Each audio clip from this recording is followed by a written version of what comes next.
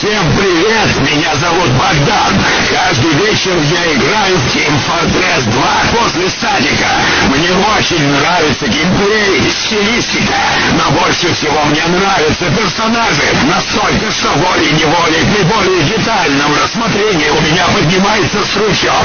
Однажды я решил посмотреть правила 34 по своей любимой игре. Это было незабываемо. Мой член пульсировал, мои яйца потели и раздувались. Я не удержался и смачно передернул на эти мускулистые, мужественные образы.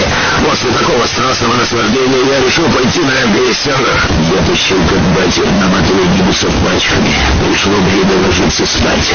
Мои грязные мысли не давали мне покоя до часа ночи, но я наконец смог уснуть. Вдруг я просыпаюсь на гармониду, и из-за угла выходит крайне горячий, потный, мускулистый пулеметчик и говорит мне: «Малыш, что ты делаешь?» Только от одной этой фразы я чуть не кончил.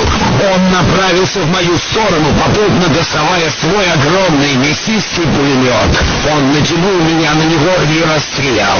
Я проснулся окончательно с мокрыми трусами. К сожалению, это был всего лишь сон.